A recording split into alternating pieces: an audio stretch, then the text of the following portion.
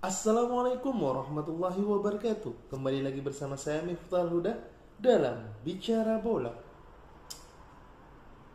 Pada kesempatan kali ini kita akan membahas laga perdana Manchester City di Liga Inggris musim 2022-2023. Ya, laga perdana, musim baru, semangat baru, pemain baru, dan rekor terpecahkan. Kita tahu bahwa Manchester City pada dasarnya sudah melakoni laga pembuka melalui Community Shield dengan Liverpool. Namun City mengalami kekalahan 3-1 pada saat itu. Dan di Liga Inggris musim ini untuk laga perdana mereka menghadapi West Ham United. Ya, kita tahu bahwa West Ham United merupakan tim yang notabene memiliki compact defense yang sangat bagus. Musim lalu saja City mengalami kesulitan saat menghadapi West Ham United ini. Terbukti di pekan perdana tentunya City agak sedikit tricky untuk membuat penyerangan total terhadap West Ham United. Karena kita tahu West Ham United ketika diserang, defense-nya sangat bagus sekali dan counter attack-nya sangat mematikan. 2 gol dari Bowen pada musim lalu membuktikan bahwa mereka memiliki counter attack yang sangat mematikan dan berbahaya. Maka dari itu, di laga ini merupakan laga pembuktian Pep Guardiola untuk menangani Manchester City dalam proses menciptakan peluang dan menciptakan gol saat lawan mengalami compact defense. Ya, sekarang kita punya Erling Haaland, striker nomor 9 yang notabene City belum ada di 2 tahun terakhir setelah sepeninggal Sergio Aguero. Maka dari itu, ketika datangnya Erling Haaland, tentunya kita berharap bahwa pertandingan perdana dia dapat membuktikan bahwa City sangat berbahaya dengan striker nomor 9. Terbukti, setelah kick off dimulai, Erling Haaland main di menit perdana, di menit awal hingga menit 80-an. Sejak menit awal Erling Haaland sudah membuktikan bahwa dia merupakan striker yang bisa untuk turun ketika menjemput bola dan bisa membuka ruang ketika menciptakan banyak peluang. Kita tahu Erling Haaland kekuatannya adalah sprint, finishing, dan body balance-nya. Maka dari itu, saya berharap di pertandingan babak pertama pada saat pertandingan dimulai, Erling Haaland terus diberikan trupas-trupas yang sangat mematikan dari lini tengah Manchester City maupun dari sayap Manchester City. Dan ternyata tidak terbukti. Baru menit hampir akhir babak pertama, baru ada trupas dari Ilkay Gundogan yang mana dapat menyebabkan penalti dengan kepintaran Haaland di dalam kotak penalti. Sebelum masuk ke situ, kita akan bahas ada beberapa peluang dari Erling Haaland yang harusnya bisa diberikan trupas dari lini tengah, baik dari Rodri maupun Ilkay Gundogan selama babak pertama. Akan tetapi bola tidak diberikan senyaman atau bola tidak diberikan langsung terupas oleh pemain-pemain yang saya sebutkan tadi. Alhasil Erling Haaland tidak mendapatkan peluang yang sangat matang. Ketika peluang itu muncul di akhir-akhir babak pertama, seorang Ilkay Gundogan mampu memberikan terupas dan kecerdikan Erling Haaland adalah mengkip bola tersebut sehingga kiper mampu melakukan pelanggaran terhadap dirinya. Dan kita tahu bahwa Erling Haaland adalah sang eksekutor sejati. Dia mengambil tendangan penalti tersebut dan melakukan tendangan sehingga menghasilkan 1 gol untuk Manchester City. Nampaknya setelah sepeninggal Aguero, eksekutor penalti sudah ada. Karena kita tahu bahwa Riyad Mahrez juga merupakan eksekutor penalti setelah Aguero tidak bersama Manchester City lagi. Tapi beberapa akhir-akhir ini dia sering mengalami underperform di beberapa pertandingan. Maka dari itu eksekutor sejati sudah muncul, yaitu Erling Haaland. 1 gol di debut perdananya di babak pertama. Apakah Erling Haaland cukup sampai cuma 1 gol? Ternyata tidak. Di babak kedua dimulai, Manchester City kembali lagi untuk melakukan penyerangan. Namun yang perlu dicatat atau digarisbawahi di sini adalah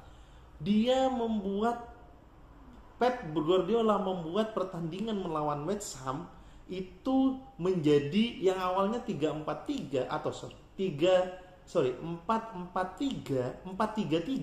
menjadi 2-3-5. Kenapa hal demikian?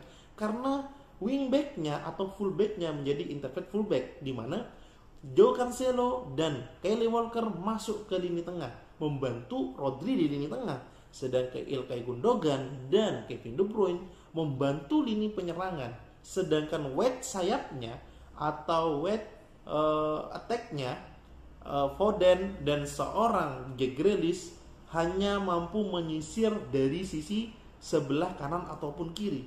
Tentu hal ini menjadi unik karena kita tahu compact defense yang dilakukan oleh West Ham sangat dalam sekali dan counter attack-nya sangat berbahaya, sehingga fullback dapat turun sewaktu-waktu ketika mengalami counter attack dan dapat membantu penyerangan ketika sedang membangun. Maka dari itu sangat cocok strateginya, antitesis dari compact defense. Kayaknya Pep Guardiola sudah menyadari hal itu. Ditambah striker nomor 9 tidak tanggung-tanggung, umpan terupas dari Kevin De Bruyne mampu diselesaikan oleh Erling Haaland. Bola-bola kesukaan Erling Haaland itu yang diberikan oleh Kevin De Bruyne. Bola umpan daerah atau terupas ke daerah kosong, Erling Haaland sprint dengan kekuatannya dan mampu finishing dengan baik. So, gak buruk-buruk amat, atau bahkan ini sangat bagus karena debut perdana dari beberapa pemain Manchester City selain menciptakan assist juga menciptakan gol. Kita ingat 2011 Aguero gol main perdananya langsung menciptakan 2 gol. Erling Haaland pun juga demikian di musim 10 tahun setelah Aguero menjajaki laga perdana di Manchester City. Sangat positif untuk Manchester City dengan 2 gol yang diciptakan oleh Erling Haaland dan beberapa pemain yang sangat mampu untuk mengaplikasikan konsep dari Pep Guardiola sehingga mampu mengalahkan West Ham yang compact defense-nya sangat bagus sekali. Setelah Erling Haaland ditarik, Bernardo Silva dan seorang Julian Alvarez masuk, maka dari itu permainan agak sedikit berubah karena kita tahu Julian Alvarez merupakan striker yang mobile dengan kombinasi teknik dan skill yang dia miliki, bukan seorang sprinter dan finishing seperti Erling Haaland. Maka gaya permainan berubah, gimana pola penyerangan mulai dari tengah, tidak dari sayap kembali. Maka dari itu sangat bagus untuk kedalaman skuad dari Manchester City, dan semoga di game week kedua Manchester City terus mengalami kemenangan. Sementara di game week pertama sangat terpuaskan selaku fans dari Manchester City sehingga mampu menghasilkan 3 poin di kandang lawan. Semoga tetap dalam keadaan konsisten dan tetap dalam keadaan melaju kemenangan. Mungkin itu yang disampaikan untuk review pada pertandingan game week pertama Manchester City lawan West Ham United. See you. Assalamualaikum warahmatullahi wabarakatuh. Kembali lagi bersama saya Miftahul Huda dalam Bicara Bola. Pada kesempatan kali ini kita akan membahas lanjutan Liga Premier League antara Manchester City menghadapi Crystal Palace. Ya, kita tahu bahwa Crystal Palace merupakan salah satu tim yang musim kemarin itu menyulitkan Manchester City. Bahkan di 2 pertandingan, di pertandingan home dan di pertandingan away. Di pertandingan home, Manchester City kalah dengan skor 2-0. Sedangkan di pertandingan away, mereka bermain imbang melawan Crystal Palace. Dan di tahun ini, di musim ini, khususnya di pekan keempat, Manchester City bermain menghadapi Crystal Palace lagi. Di mana Crystal Palace sekarang lebih mengandalkan counter attack dan bertahan lebih compact defense. Ya, kita tahu bahwa kelemahan dari Manchester City dari 2 musim terakhir adalah kekurangan lini serang yang sangat mematikan. Sekarang ada namanya Erling Haaland untuk menambal itu semua. Di Crystal Palace ada namanya Wilfried Zaha. Namun di pertandingan kali ini Zaha tidak tampil lantaran mengalami cedera atau akumulasi kartu. Maka dari itu tentu ini menjadi sebuah keuntungan untuk Manchester City, di mana Manchester City sangat butuh kemenangan untuk menjaga asa di puncak klasemen. Kita tahu bahwa puncak klasemen masih dipegang Arsenal, karena di pekan ketiga kemarin Arsenal mampu menang, sedangkan City mampu imbang melawan Newcastle United. Maka dari itu kemenangan harga mati untuk Manchester City. Kalau bicara tentang komponen dan komposisi pemain dari Manchester City, tentu apa yang diturunkan oleh Pep Guardiola sama seperti yang diturunkan di pekan-pekan sebelumnya. Ya, di mana Foden dan Riyad Mahrez menjadi poros lini serangan lewat sayap, Haaland sebagai ujung tombak didukung oleh Bernardo, Kevin De Bruyne, dan Rodrigo. Kalau misalnya di Crystal Palace, kehilangan Wilfried Zaha sangat-sangat berarti, karena mereka tolok ukur penyerangan mereka yaitu melalui sayap, di mana Wilfried Zaha dan Eze biasanya itu mengacak-acak pertahanan lini pertahanan lawan. Maka dari itu kekurangan Wilfried Zaha di skuad Crystal Palace sangat merugikan untuk Crystal Palace itu sendiri. Terbukti sejak menit pertama mereka lebih bertahan, akan tetapi bola lebih mengarah kepada Crystal Palace di babak pertama. Kenapa? Dua blunder atau dua hal yang tidak diantisipasi oleh lini pertahanan dari Manchester City mampu berbuah gol dari Crystal Palace. Gol pertama dari tendangan bebas, di mana bola blunder mengarah ke kaki atau paha dari John Stones sehingga menghasilkan gol bunuh diri. Gol kedua juga akibat kelalaian lini pertahanan tidak membaca situasi saat sepak pojok yang diterima oleh pemain belakang Anderson, pemain belakang dari Crystal Palace, sehingga 2 gol untuk Crystal Palace. Setelah 2 gol dari Crystal Palace praktis bertahan total, di mana lini belakangnya berjumlah 5 dan lini tengahnya berjumlah 4 mampu untuk menyulitkan Manchester City hingga berakhir babak pertama. Hal ini tentu memberikan catatan bahwa pola penyerangan dari Manchester City yang berpotensi untuk melakukan serangan lewat wide atau sayap itu tidak berjalan di babak pertama. Phil Foden yang kesulitan untuk menembus lini pertahanan, Riyad Mahrez yang kesulitan untuk memberikan umpan matang, ataupun Bernardo dan Kevin De Bruyne yang sulit untuk memberikan umpan-umpan bagus kepada lini sayap atau lini depan dari Manchester City. Tentunya hal ini dibaca oleh Pep Guardiola, sehingga di babak kedua Pep Guardiola menemukan antitesis untuk memecahkan masalah ini. Apa itu? Setelah babak kedua dimulai, Manchester City bermain sangat sporadis, sangat mengejar kemenangan, karena kita tahu kemenangan adalah harga mati untuk Manchester City. Terbukti sejak menit pertama babak kedua Manchester City langsung menekan. Akan tapi compact defense dari Crystal Palace sangat ampuh. Sehingga pada 10 menit di babak kedua, Bernardo Silva mampu mengecar-ngacir pertahanan dari Crystal Palace, sehingga Crystal Palace tersebut mampu melakukan kesalahan tidak menutup tendangan dari Bernardo Silva, sehingga menghasilkan gol terhadap Manchester City 2-1. Setelahnya Manchester City mengganti pemain, di mana yang diganti adalah Joao Cancelo dan seorang Riyad Mahrez. Fullback sayap dan seorang sayap digantikan oleh Julian Alvarez dan seorang Ilkay Gundogan. Tentu saya berpikir, apa iya dia akan bermain 3-3-4? Ternyata benar, 3-3-4 yang diterapkan. Siapa yang menjadi wingback? Tentunya Bernardo Silva yang notabene bergerak wide di sebelah kanan, dan Phil Foden yang bergerak wide sebelah kiri, itu turun menjadi seorang fullback. Dengan begitu, tentunya City lebih leluasa. Ketika menyerang, mereka banyak pemain.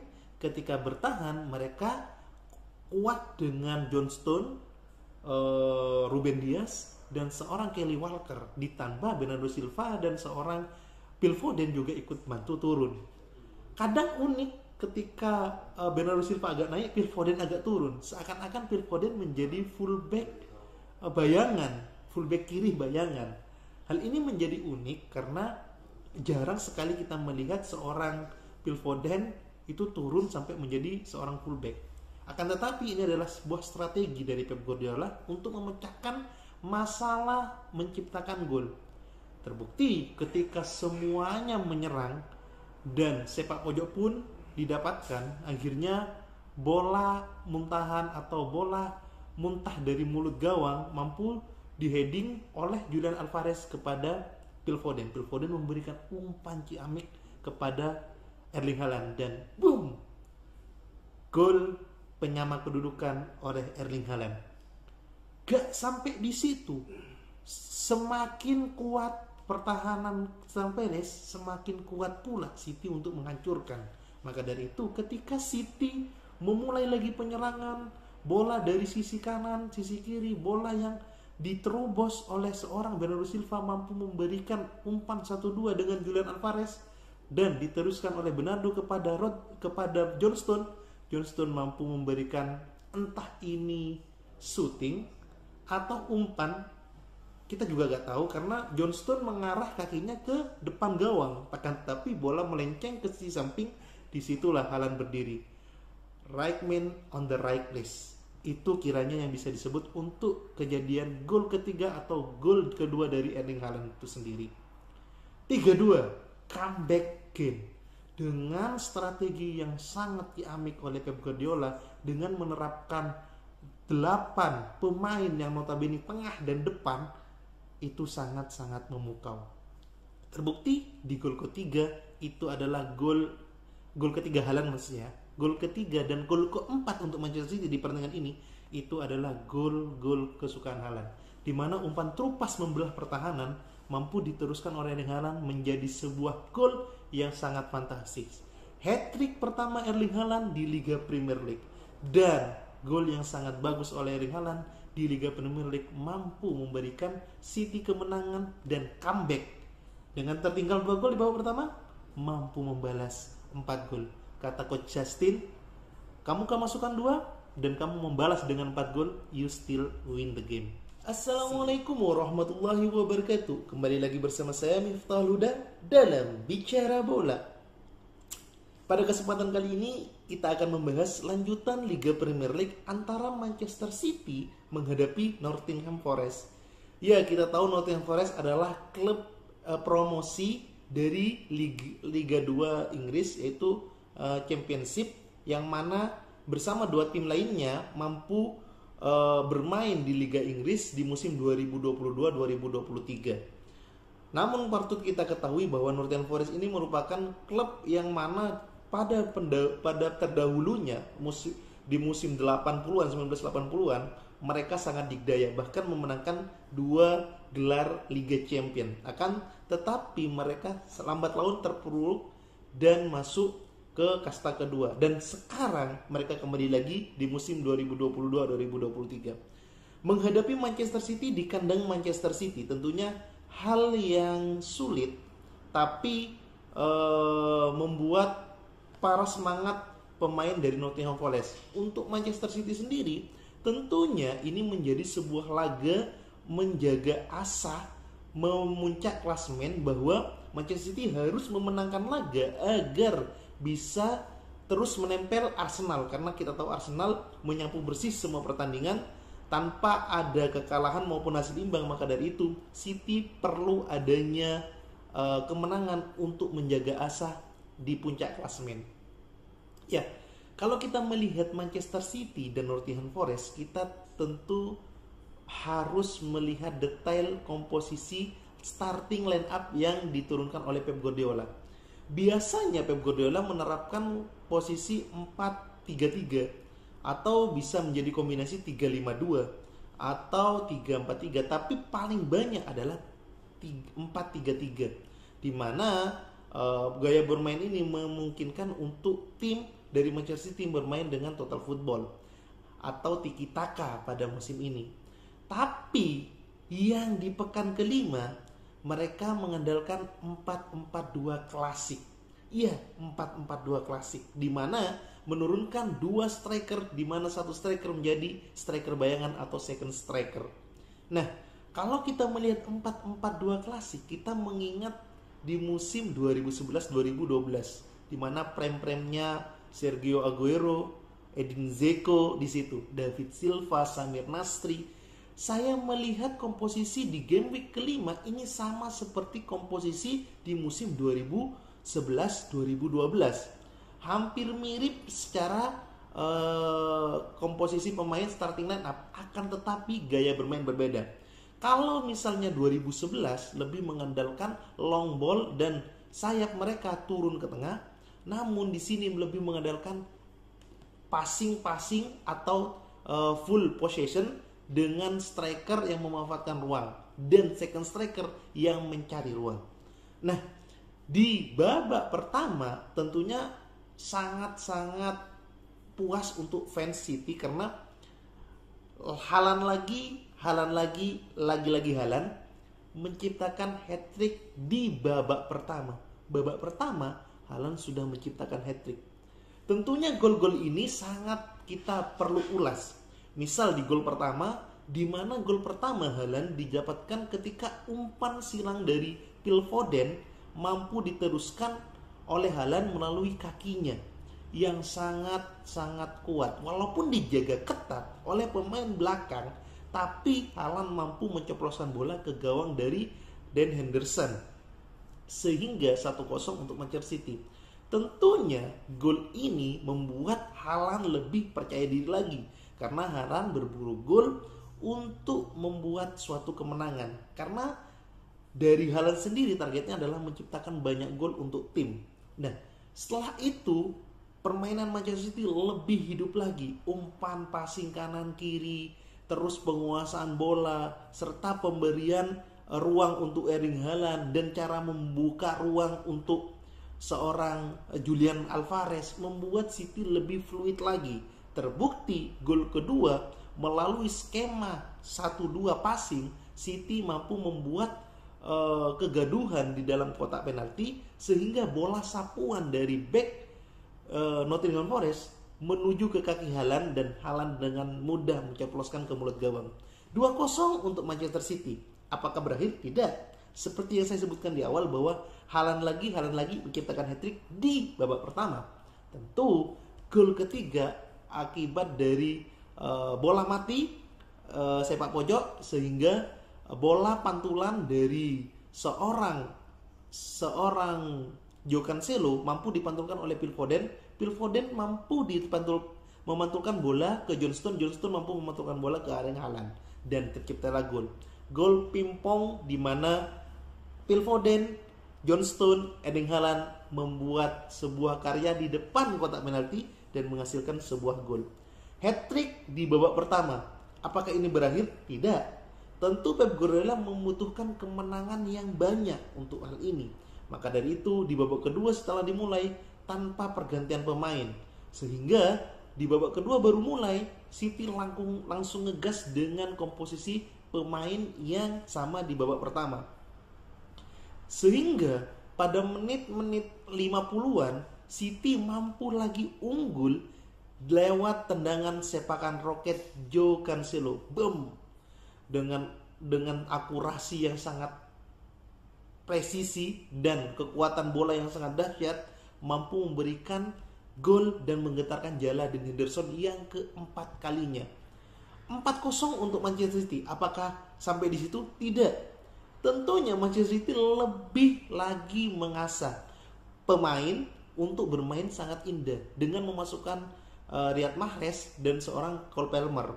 Nah, ketika Cole Palmer dan Riyad Mahrez masuk, permainan City agak sedikit fluid lagi sehingga bola yang diberikan oleh Riyad Mahrez kepada seorang Julian Alvarez mampu menciptakan sebuah gol. Yang patut kita telaah dari gol kelima yang diciptakan oleh Julian Alvarez adalah umpan dari Riyad Mahrez yang mampu mengecoh pertahanan lawan dan positioning dari seorang Julian Alvarez yang mampu menembak dengan sudut sempit ke gawang dari Dean Henderson dan tidak tanggung-tanggung dikolong sama seorang Julian Alvarez. Memang kekuatan anak ini adalah sama seperti Aguero, mampu memanfaatkan bola sekecil apapun dari sudut sekecil apapun. Bahkan tendangannya sangat keras antara kaki kanan dan kaki kirinya, serta mobile dari striker ini. Makanya saya mengingat Julian Alvarez seperti layaknya Aguero di waktu prime 2011-2012, waktu prime-nya Aguero. Apakah cuma sampai di situ saja? Gak. Julian Alvarez menciptakan brace, yang mana gol tersebut juga kombinasi antara Kevin De Bruyne, Riyad Mahrez, dan mampu diselesaikan oleh seorang Julian Alvarez, di mana bola muntah sepakan Riyad Mahrez mantul ke kaki dari seorang Julian Alvarez. Julian Alvarez mampu mengkeeping bola dan boom, kaki kirinya langsung menciptakan sebuah gol. Mampu menciptakan sebuah gol untuk gol ke-6. Brace untuk Julian Alvarez. Selain Haaland hat-trick, Julian Alvarez menciptakan brace. Tentu duet kedua ini mengingatkan kita pada Edin Dzeko dan Sergio Kun Aguero. Semoga duet maut ini tetap dipertahankan oleh Pep dengan gaya bermain yang sangat bagus, kombinasi long ball dan kombinasi 1-2 passing atau full football atau full possession football yang diterapkan oleh Pep Guardiola. Semoga review ini mampu memberikan pencerahan atau memberikan review yang sangat bagus untuk wawasan sepak bola khususnya Manchester City. Assalamualaikum warahmatullahi wabarakatuh. Kembali lagi bersama saya Miftahul Huda dalam Bicara Bola. Pada kesempatan kali ini kita akan membahas lanjutan Liga Inggris antara Manchester City menghadapi Aston Villa. Ya, kita tahu bahwa Aston Villa merupakan salah satu tim yang menyulitkan Manchester City di musim kemarin, bahkan di pertandingan terakhir Liga di mana Aston Villa sempat unggul dulu melalui 2-0 sehingga dimampu dikembalikan oleh City atau membalikkan keadaan menjadi 3-2 dan akhirnya City menjadi juara. Itu musim kemarin. Musim saat ini City kembali lagi bertemu dengan Aston Villa, yang mana di musim ini Aston Villa menurunkan pemain-pemain yang notabene cepat dalam beradaptasi, baik bertahan maupun menyerang. Ya, kita tahu bahwa Aston Villa merupakan tim yang sangat-sangat solid, baik di lini pertahanan maupun di lini tengah, serta counter attack yang mematikan. Dengan mengandalkan Oli Watkins dan Bailey, mampu membuat kocar-kacir pertahanan Manchester City, khususnya di babak kedua. Seperti apa kita akan bahas. Ya, kalau kita melihat starting line up dari Manchester City, kita tahu bahwa Manchester City yakin dan percaya diri bahwa Manchester City mampu memenangkan laga, ya walaupun di kandang Aston Villa. Akan tetapi Manchester City tidak menurunkan seperti di pekan sebelumnya, di mana menurunkan 4-4-2 klasik. Tapi menghadapi Aston Villa, Manchester City menurunkan 4-4-3-3 dengan striker murninya Erling Haaland dibantu oleh lini sayap yaitu Bernardo Silva dan Phil Foden. Lini tengahnya tetap Kevin De Bruyne, Gundogan dan seorang Rodri. Sedangkan dari Aston Villa menerapkan permainan 4-3-1-2 di mana 3 gelandang bertahan mampu memberikan keseimbangan antara lini tengah dan lini pertahanan, serta memberikan umpan yang bagus untuk melakukan counter attack yang diberikan kepada striker mereka, ditambah lini tengah mereka yang sangat mobile sekali guna untuk bertahan maupun menyerang, yaitu Ramsey, Kita tahu bahwa pemain ini pemain yang lincah, juga memiliki karakteristik untuk menyerang yang sangat bagus. Kalau kita melihat dari babak pertama, City sudah menekan si Aston Villa. Akan tetapi kegemilangan kiper Emiliano Martinez mampu membuat frustasi pemain-pemain City untuk menciptakan gol. Beberapa tendangan ditepis oleh Emiliano Martinez, baik tendangan dari dalam kotak penalti maupun dari luar kotak penalti. Beberapa peluang pun mampu dipatahkan oleh lini pertahanan dari Aston Villa. Terbukti hal ini menandakan bahwa Aston Villa memiliki kedalaman skuad dalam posisi bertahan yang sangat kompak, yang sangat padu, di mana ketika mereka bertahan total, mereka mampu menjaga celah-celah untuk tidak dimasuki oleh pemain Manchester City. Disitulah Kyle Walker, terus seorang Joe Cancelo memiliki peran untuk memberikan umpan terupas, akan tetapi banyak umpan yang gagal yang diberikan oleh Kyle Walker terutama ya. Bahkan Kyle Walker memiliki kesempatan untuk memberikan assist kepada Erling Haaland pada awal-awal babak pertama. Akan tetapi Kyle Walker memilih untuk menendang langsung bola tersebut sehingga melambung di udara. Hal ini menjadi sebuah catatan. Ada beberapa catatan yang perlu diperhatikan di babak pertama, yaitu lini tengah dan lini depan itu sangat jauh. Lini tengah dan lini belakang juga sangat jauh. Lagi-lagi Manchester City memiliki kelemahan dan memiliki catatan yang penting. Yang pertama, yang saya sebutkan tadi, antar lini mereka sangat jauh. Pemain depan semuanya beroperasi pengen ke depan semua. Pemain tengah hanya disisakan seorang Rodri dan kadang dibantu oleh seorang Kyle Walker. Sedangkan lini pertahanan untuk ke lini tengah juga sangat lebar sekali, sehingga bola hanya berkutat di lini pertahanan. Kadang-kadang sayap mereka harus turun ataupun Kevin De Bruyne harus turun untuk menjemput bola.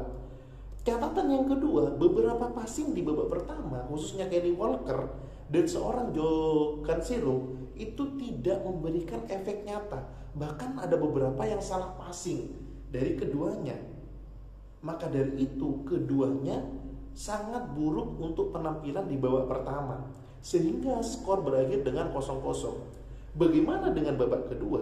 Babak kedua permainan City agak sedikit menekan lagi untuk menciptakan sebuah peluang dan menghasilkan sebuah gol.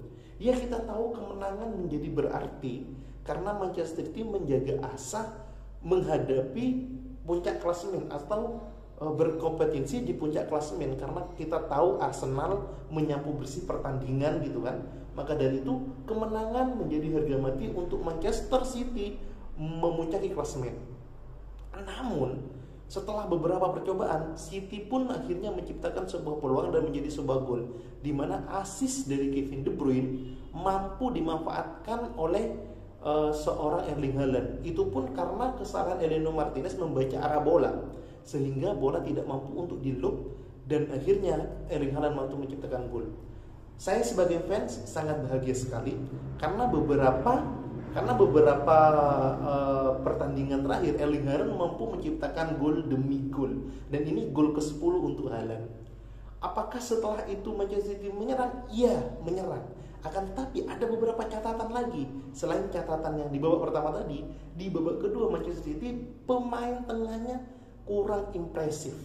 Pemain tengahnya seperti Ilkay Gundogan, Kevin De Bruyne malah setelah menciptakan assist, Bernardo Silva itu agak sedikit kebingungan, sehingga membuat kurang impresifnya di lini tengah mampu dikuasai oleh Aston Villa. Terbukti ketika Aston Villa menyerang melalui counter attack, posisi yang ditinggalkan oleh catatan yang kedua di babak kedua, posisi yang ditinggalkan oleh seorang Kyle Walker mampu dimanfaatkan oleh Ramsey.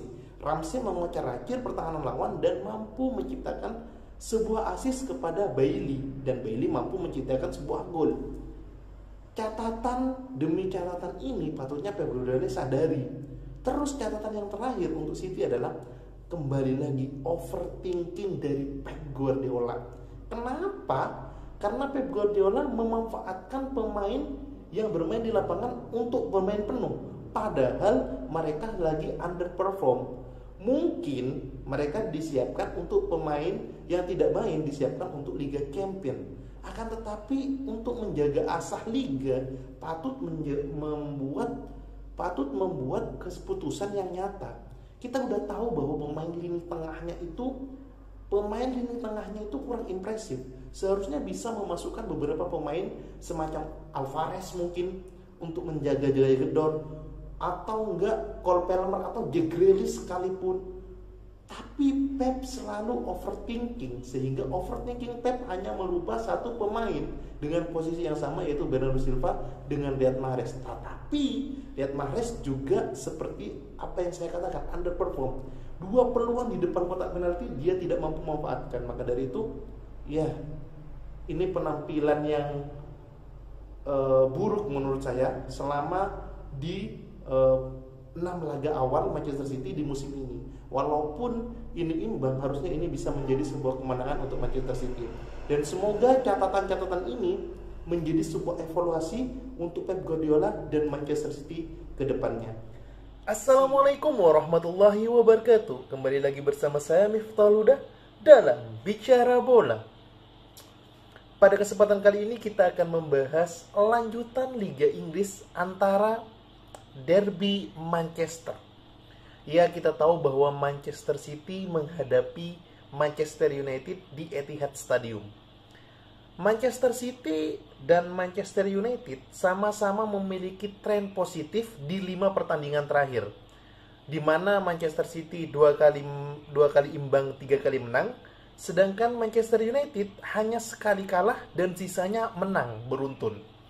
Tentu Pep Guardiola dan Erik ten Hag akan memberikan persajian yang sangat memukau. Mari kita bahas.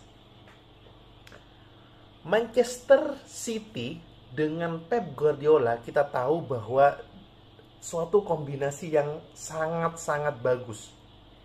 Kita tahu bahwa kombinasi ini sudah berlangsung hampir 5 tahun, di mana Pep Guardiola membongkar pasang pemain, dan sekarang kepingan puzzle terakhirnya Erling Haaland sudah ada.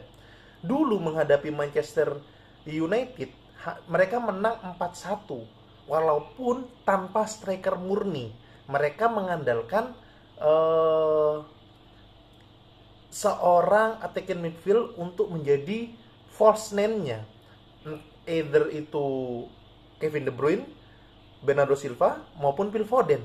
Tetapi musim ini mereka sudah menemukan ujung tombak yang tepat, Erling Haaland.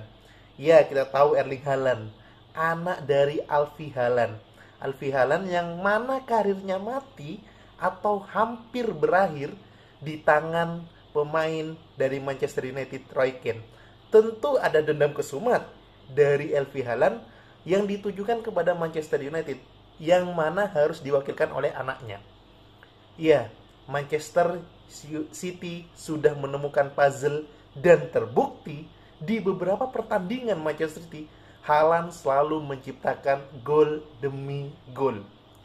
Kalau di United, dengan kekuatan lini pertahanan yang sangat kuat, di 4 pertandingan terakhir mereka sapu bersih dengan kemenangan. Dengan Leandro Martinez dan seorang Rafael Varane sudah nyetel mereka berdua. Ditambah seorang Maguire yang cedera, yang mana sering bapuk, sehingga memungkinkan duet lini pertahanan sangat kuat untuk Manchester United. Akan tetapi pada saat kick off dinyalakan atau kick off dimainkan, Manchester City selalu memberikan tekanan yang sangat bagus. Dari menit pertama City sudah menekan habis Manchester United, di mana pemain tengah dari Manchester United, yang mana di situ ada Eriksen, di mana di situ ada Scott McTominay, sama seorang Bruno Fernandes, tidak mampu menyaingi lini tengah dari Manchester City. Walaupun Manchester City tidak bermain dengan defensif midfield yang murni, yaitu seorang Rodri. Dikarenakan ada sedikit masalah di di betisnya atau di kakinya, maka dari itu Pep Guardiola tidak memainkannya, melainkan Ilkay Gundogan menjadi defensive midfielder. Namun Ilkay, Kevin De Bruyne, dan Bernardo Silva mampu mematikan pergerakan lini tengah dari Manchester United. Terbukti setelah kick-off dibunyikan, Manchester City langsung menyerang dan akhirnya terciptanya gol di menit ke-8. Baru 8 menit sudah menciptakan gol, yaitu dari kaki Phil Foden. Di mana Phil Foden mampu mengecar-ngacir lini pertahanan sebelah kanan sehingga dia masuk ke lini tengah dan mampu memberikan umpan bagus ke sisi samping.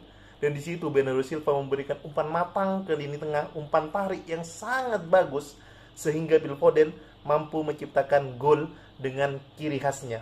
Gol ini sering Foden lakukan saat-saat pertandingan lagi deadlock, di mana musim-musim sebelumnya Phil Foden pernah melakukan gol-gol seperti ini. Saat lawan Liverpool, saat lawan Newcastle United, Phil Foden sering melakukan gaya gol yang diciptakan pada menit ke-8 ini. Bukan cuma itu, saya berharap Erling Haaland mampu memberikan kejutan gol. Karena Pep Guardiola sebelum pertandingan, Pep mengatakan bahwa kalau bisa Erling Haaland menciptakan 5 gol. Saya mohon seperti itu, kata Pep Guardiola. Terbukti, setelah menit belasan, Erling Haaland mampu menciptakan gol dengan heading. Umpan sepak pojok yang dilakukan oleh Kevin De Bruyne mampu didapati oleh Haaland dan melewati garis sehingga dinyatakan menjadi gol. Apakah cuma sampai situ? Tidak. Di mana Erling Haaland lagi-lagi menciptakan gol 5 menit atau 6 menit setelah gol pertama, di mana Kevin De Bruyne mampu memberikan umpan belah tengah yang mana umpan itu seyogyanya sangat sulit diantisipasi atau sangat sulit untuk didapatkan pemain kita sendiri. Akan tapi Erling Haaland dengan kekuatan fisik dan positioningnya mampu memberikan gol ketiga, di mana umpan yang sangat bagus dan terukur di sisi sebelah kanan De Gea mampu dicoploskan menjadi sebuah gol oleh Erling Haaland. 2 gol dari Erling Haaland dan 1 gol dari Phil Foden. Apakah berhenti sampai situ? Tidak, teman-teman, tidak. Babak pertama sebelum berakhir, Erling Haaland mampu diberikan umpan manja oleh Kevin De Bruyne sehingga dia mampu berlari sangat cepat. Dan melihat sosok Phil Foden yang notabene di tiang kedua langsung diberikan umpan terupas yang sangat bagus dan memanjakan. Di sini Phil Foden harus mendapati sebuah kredit poin, karena walaupun dia positioningnya kalah kepada Malaysia, trial Malaysia itu, tapi dia mampu memberikan pressing yang sangat impresif dan Erling Haaland tahu positioning dari Phil Foden. Terciptalah gol keempat dari babak pertama, di mana 2 gol Erling Haaland, 2 gol dari Phil Foden. Sangat-sangat memuaskan di babak pertama. Sehingga lanjut babak kedua. Apakah mereka akan berhenti di situ? Loh, tentu tidak. Dimana ketika babak kedua mereka selalu memberikan kejutan yang sangat-sangat signifikan. Dimana ketika mereka melakukan penyerangan, mereka selalu memberikan intensitas yang sangat nyata bagi United. Namun ingat, di 10 menit awal Manchester City memberikan peluang kepada Manchester United, di mana saat kick off babak kedua Manchester United menguasai pertandingan selama 10 menit, sehingga di menit 55 atau 56 Anthony mampu memberikan gol untuk Manchester United. Itu sangat-sangat berkelas golnya. Memang kekuatan Anthony dengan gol gaya yang seperti Arjen Robben itu mampu membuat Jala Anderson bergetar. 4-1 untuk Manchester United dan 4-1 untuk Manchester City. Nah, ketika 4-1 itu sudah bergulir, City akhirnya mampu memberikan tekanan lagi dengan beberapa kombinasi lini tengah yang dikomandoi oleh Jack Grealish, mampu memberikan umpan kepada Erling Haaland. Erling Haaland mampu melihat positioning dari Phil Foden yang bebas sehingga mampu diberikan bola dan Phil Foden mampu menceploskan menjadi sebuah gol. Hat-trick Phil Foden, 2 2 gol dari Erling Haaland dan 2 assist dari Erling Haaland to Phil Foden. Apakah cuma sampai situ? Tidak tentunya. Kita ingat bahwa Manchester City pernah membantai Manchester United 6-1 pada saat itu. Saya berharap semoga terjadi gol lagi, dan ternyata terbukti. Gol yang ditunggu-tunggu akhirnya datang juga dari Erling Haaland, di mana umpan matang dari Sergio Gomez dari sisi samping mampu diteruskan menjadi sebuah gol dari Erling Haaland. Hat-trick Erling Haaland, hat-trick dari Phil Foden. Tiga-tiganya menjadi sesuatu atau kekuatan yang sangat-sangat bagus di pertandingan derby kali ini. Namun, setelah menit 73, semua pemain diganti. Di mana pemain-pemain inti yang bermain di babak pertama dan babak kedua sampai pertengahan itu diganti dengan pemain-pemain yang baru fresh. Sehingga banyak gaya bermain yang berbeda. Sehingga begitu pula dari Manchester United mampu memberikan tekanan dan sehingga mampu membuat 2 gol dari Martial, di mana gol satu dari blunder seorang Ederson, yang kedua dari titik putih penalti yang mampu diceplokkan oleh Martial. Secara overall pertandingan untuk derby kali ini sangat memuaskan, terutama untuk Manchester City di babak pertama dan babak kedua, walaupun ada beberapa di pertengahan babak kedua atau 15 menit terakhir Pep Guardiola mampu memberikan gaya yang unik, di mana pemain gelandangnya Sergio Gomez dan Bernardo Silva kurang sangat untuk meladeni lini tengah dari Manchester United. Terbukti, akan tetapi Pep Guardiola mampu memberikan jam terbang, karena Pep Guardiola adalah tipikal pelatih yang mampu menempatkan positioning dari pemain untuk lebih bagus lagi dan multi posisi, sehingga kita bisa melihat gaya bermain dari Pep Guardiola di beberapa kedepannya untuk Manchester City. Selamat untuk Manchester City, kemenangan derby ini, hat-trick Haaland, hat-trick Foden mampu memberikan ketiganya menjadi sebuah malam Senin yang bahagia. Assalamualaikum warahmatullahi wabarakatuh. Kembali lagi bersama saya Miftahul Huda dalam Bicara Bola. Pada kesempatan kali ini kita akan membahas lanjutan Liga Inggris antara Manchester City melawan Brighton Albion. Kita tahu bahwa Brighton Albion ini salah satu tim yang mana sekarang dilatih oleh pelatih baru yang sudah menerapkan permainan yang sangat atraktif, penguasaan bola serta determinasi pemain-pemain sayap yang lincah, serta dikombinasi dengan lini tengah yang kuat serta lini belakang yang solid. Hal ini dibuktikan dengan beberapa pertandingan terakhir. Bahkan Tottenham Hotspur walaupun menang di pekan kemarin, akan tetapi kesulitan menghadapi seorang dari tim Brighton Albion ini. Dan pekan ini City menghadapi Brighton Albion. Kita tahu City kalah di pekan kemarin menghadapi Liverpool, dan kita juga tahu bahwa Manchester City butuh kemenangan untuk menjaga jarak dengan Arsenal, si pemuncak klasemen. Maka dari itu City wajib menang untuk memperoleh poin maksimal dan terus menjaga asah perebutan gelar juara Premier League. Seperti yang kita tahu bahwa Pep Guardiola selalu memberikan suatu continue tim dengan kombinasi yang berbeda di starting line up-nya. Kita tahu bahwa di menghadapi Liverpool, Pep Guardiola menurunkan Kevin De Bruyne, Bernardo Silva, Ilkay Gundogan, dan Rodri di lini tengah. Tapi sekarang Pep Guardiola mengandalkan 2 lini sayapnya, yaitu Riyad Mahrez dan Jack Grealish. Tapi pemilihan ini tentunya akan menjadi sebuah keuntungan maupun kerugian untuk Manchester City. Keuntungannya adalah Manchester City bisa memberikan perlawanan dari Brighton Albion melalui lini tengah maupun lini sayap. Tapi kerugiannya adalah ketika mereka di counter attack, maka dari itu City agak keteteran karena Jack Grealish dan Riyad Mahrez agak sedikit kurang dalam memenuhi ekspektasi dalam bertahan di pertandingan malam tadi.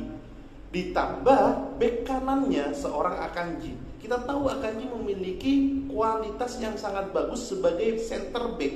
Namun ketika dipasang di tengah, dia tidak mampu untuk melayani si sayap sebelah kanan dan lini bertahan yang kurang sergap seperti Joe Cancelo maupun Kyle Walker yang ditaruh di tempat kanan tersebut. Akan tetapi tidak ada pilihan lain karena stok pemain kanannya dari City itu habis karena Kyle Walker akan cedera cukup panjang dan Joe Cancelo lebih efektif kalau bermain di kiri.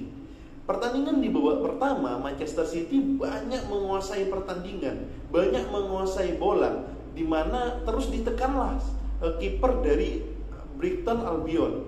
Dan petaka itu muncul ketika di pertengahan babak pertama, di mana Erling Haaland mampu diberikan umpan terupas long ball dari Ederson Moraes. Ederson Moraes kita tahu ya, ini salah satu kiper yang memiliki kelebihan determinasi yang tinggi terhadap umpan long ball-nya. Banyak kejadian yang kita lihat bahwa Ederson Moraes mampu memberikan umpan ciamik ke depan mulut gawang lawan, dan itu dilakukan oleh Ederson Moraes di pekan ini, di mana Erling Haaland mampu memberikan bola, mampu memberikan gol dengan kombinasi umpan long ball Ederson Moraes dan diselesaikan dengan sprint dengan bola dan mampu menceploskan menjadi sebuah gol. Ini bola daerah kesukaan dari Erling Haaland. Wajar jika Erling Haaland mampu menciptakan sebuah gol dari situasi seperti ini. 1-0 apakah sudah berakhir? Tidak. Manchester City lebih menyerang lagi. Manchester City lebih memberikan kombinasinya melalui beberapa umpan 1-2, melalui beberapa yang mereka bisa lakukan untuk menciptakan sebuah gol. Terbukti pada menit-menit terakhir di babak pertama, Manchester City mampu memberikan gol kembali melalui titik putih yang disepak oleh Erling Haaland. Yang kita unik dari proses terjadinya penalti ini adalah gimana Bernardo Silva sangat cerdas untuk menempatkan bodinya sehingga bisa dilanggar oleh lini pertahanan dari Brighton Albion. Tentunya ini banyak kontroversi dan VAR juga memutuskan bahwa itu merupakan penalti karena bola masih ada di tubuh Bernardo Silva walaupun terlepas sedikit, akan tapi VAR tetap atau wasit VAR tetap menganggap ini sebuah penalti dan dicek pula oleh wasit utama. Yang menjadi hal unik adalah ketika menit 13 Erling Haaland juga dilanggar dalam kotak penalti, akan tetapi wasit tidak memberikan penalti walaupun sudah jelas-jelas kiper dari Brighton Albion Sanchez itu menjegal kaki Haaland. Tapi tidak apa-apa, di percobaan kedua mereka atau di kepentingan yang kedua, Bernardo Silva mampu memberikan penalti kepada Manchester City sehingga Erling Haaland mampu memberikan golnya. Yang patut kita ulik adalah bagaimana Erling Haaland, ketenangan Erling Haaland dalam memberikan tendangan sepakan yang terarah dan terukur ke sudut gawang yang dia pilih. Akhirnya gol pun terbukti dan masuk menjadi 2-0. Babak pertama berakhir dengan 2-0. Bagaimana dengan babak kedua? Nah, di babak kedua pemain City mulai kelelahan, baik dari sisi sayapnya maupun dari sisi belakangnya. Hampir banyak peluang yang diciptakan di babak kedua. Contoh Riyad Mahrez yang sangat bebas, akan tetapi tidak mampu memberikan sebuah gol untuk Manchester City, sehingga banyak peluang yang diciptakan tapi tidak membuahkan hasil.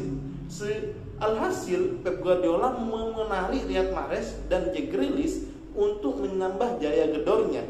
Namun sebelumnya City kebobolan melalui Torsel. Kita tahu bahwa kecepatan pemain ini, kita tahu bahwa ini juga kesalahan dari Akanji. Seperti yang saya sebutkan di awal, bahwa Akanji bagus dalam center back, namun ketika dipasang di kanan dia selalu keteteran ketika menghadapi counter attack. Dan itu pun terbukti ketika babak kedua berjalan, counter attack yang diberikan oleh pemain-pemain Brighton Albion tidak mampu diantisipasi oleh lini pertahanan dari Manchester City, sehingga Torsat dengan sangat jeli memanfaatkan peluang tersebut di sudut gawang sempit dan Ederson Moraes tidak mampu untuk menepisnya. 2-1 untuk Manchester City. Nah, bagaimana ketika sudah pergantian banyak pemain? Manchester City di sini kuncinya.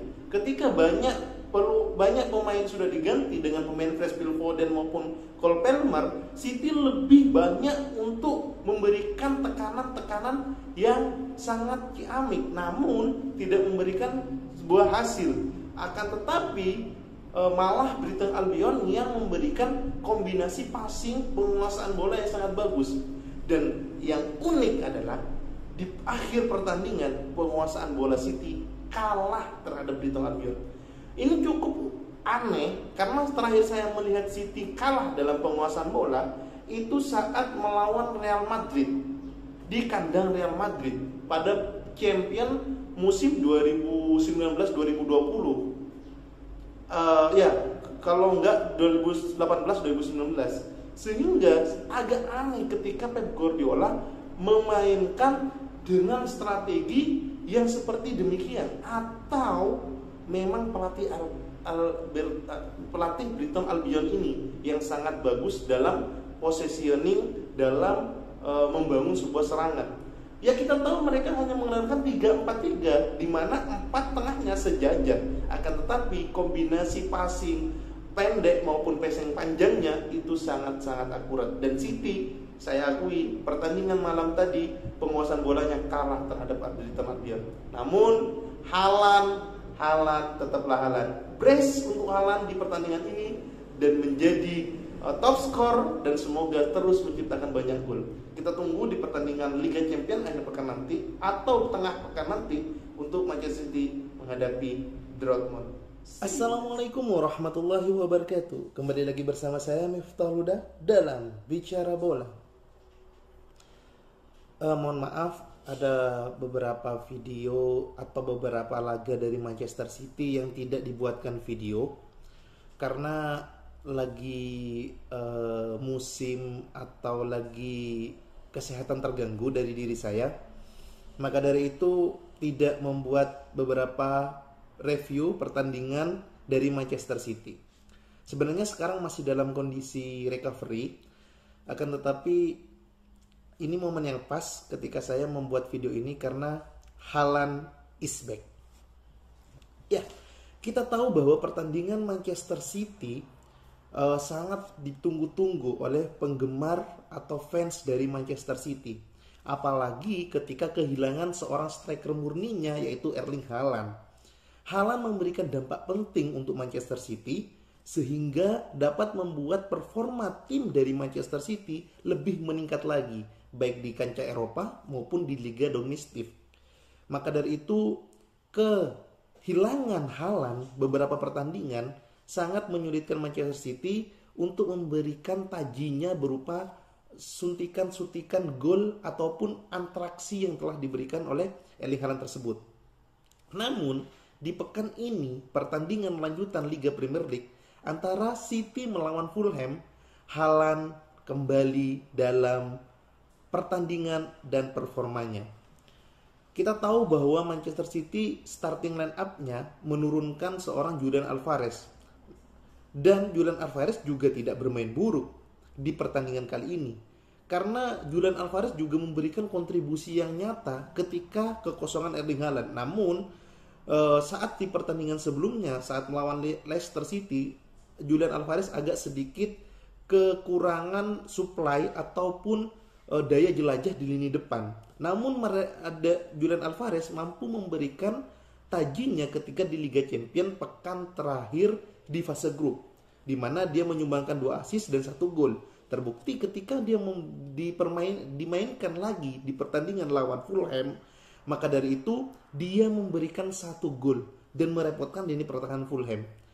Berdasarkan pertandingan, City sangat-sangat menguasai pertandingan, baik sebelum di kartu merahnya João Cancelo maupun setelah di kartu merahnya João Cancelo. City selalu menguasai pertandingan dan selalu memberikan ancaman buat Fulham. Tidak tanggung-tanggung banyak peluang yang diciptakan oleh City, namun yang berbuah gol hanyalah sontekan keras dari Julian Alvarez, di mana umpan dari Ilkay Gundogan, yang mana umpan tersebut mampu membelah pertahanan dari Fulham dan Julian Alvarez mampu memanfaatkannya menjadi sebuah gol. Tentu ini merupakan gaya gol-gol yang kita rindukan dari seorang Kun Aguero, dan Julian Alvarez memberikannya itu. Ya, saya bilang Haaland, Alvarez seperti rekanasi Zeko dan Aguero. Ini seakan-akan kita bernostalgia di beberapa tahun terakhir atau satu dekade tahun terakhir City di Liga Inggris seperti itu. Nah, setelah di kartu merahnya João Cancelo, di mana menurut saya itu sangat 50-50 karena João Cancelo memberikan body pass-nya atau memberikan bodinya kepada pemain dari Fulham, namun wasit memberikan titik penalti.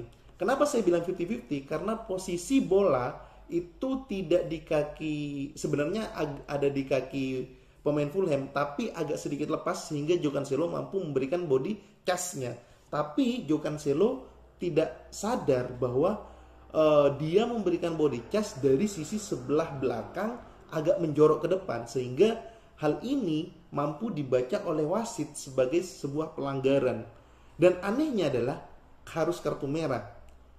Iya, memang berbahaya ketika peluang tersebut dan bisa menyebabkan kartu merah. Tapi kalau semisal saat pertandingan, saat kita ulas kembali bahwa nampaknya pelanggaran dan penalti itu penting, tapi kartu merah perlu diperdebatkan kembali atau diperjelas kembali. Nah, setelah di kartu merah João Cancelo, apa yang dibuat oleh City? Ya, City ketinggalan atau sisi City bermain imbang ketika Pereira mampu memberikan kedudukan imbang untuk Fulham dan Manchester City 1-1. Setelah itu Manchester City bermain sangat atraktif kembali. Dia memberikan suatu penyerangan walaupun bermain dengan 10 pemain di lapangan. Tapi Manchester City memberikan efek berupa penyerangan, kombinasi 1-2, long ball maupun pressing, mampu memberikan penekanan terhadap Fulham. Di babak kedua, banyak di Twitter berkata berseliweran Grealish out, Foden in, dan lain sebagainya. Maka dari itu terjawablah sudah ketika memasuki menit 60-an, Grealish dan Alvarez harus out, digantikan Haaland dan Phil Foden. Disinilah baru terbukti City selalu memberikan ancaman. Mereka selalu memberikan gaya kombinasi penyerangan yang sangat atraktif. Banyak peluang yang diciptakan oleh City namun tidak berbuahkan hasil. Dan counter attack dari Fulham juga tidak memberikan dampak yang nyata sehingga City mampu meredamnya. Dan ketika penyerangan dari City sempat memberikan kejutan berupa gol dari Erling Haaland di menit 80-an, namun dianulir karena kaki Haaland berbeda 2 cm atau 3 cm dari kaki pemain bertahan dari dari klub Fulham tersebut. Maka dari itu gol dianulir. Dengan begitu Haaland lebih percaya diri lagi bahwa dia mampu menembus pertahanan dari Fulham. Dan setelah beberapa pertandingan ataupun setelah beberapa menit bermain di City, Haaland merasa lebih panas lagi, lebih leluasa lagi. Namun City tetaplah City, di mana mereka tetap memainkan 9 pemain sehingga banyak kekosongan di lini tengah ketika mereka di counter attack. Namun di menit-menit tambahan waktu atau additional time, di mana City mampu memberikan kejutan, di mana pergerakan Kevin De Bruyne, pergerakan dari Ilkay Gundogan, Bernardo Silva, Rodri, dan bahkan Phil Foden, Haaland di depan, itu memberikan kontribusi nyata sehingga mampu memberikan desakan buat lini pertahanan dari Fulham. Dan akhirnya Robinson, back dari Fulham, melakukan kesalahan dan mampu memberikan pelanggaran kepada Kevin De Bruyne dan penalti. Kalau attacking atau taker penalti dari City tentu jelas Haaland menjadi nomor 1 saat ini. Dilanjutkan dengan mungkin Riyad Mahrez yang kontribusinya bagus, terus beberapa pemain lainnya. Dan Haaland membuktikan tajinya bahwa dia adalah eksekutor penalti yang sangat handal. Gol tercipta 2-1 untuk Manchester City hingga akhir pertandingan. Conclusion dari review kali ini adalah Haaland is back. Yang kedua, jangan sampai melakukan lini atau per lini melakukan kesalahan fatal seperti yang dilakukan João Cancelo. Sangat merugikan tim sehingga tim harus berputar otak kembali untuk posisi siapa yang akan mengisi ketika pertandingan yang akan datang. Terus yang ketiga adalah tetap keep spirit dan tetap semangat untuk menuntaskan pertandingan di mana menit terakhir adalah kuncinya. Terbukti City adalah mental juara di Liga Inggris, di mana City mampu comeback atau City memberikan suatu hal yang wow ketika mereka imbang ataupun kekurangan pemain ataupun ketinggalan lebih dulu. Di situ kita tahu bahwa kualitas Manchester City sangat bagus. Dan salam terakhir, Haaland is back. See you.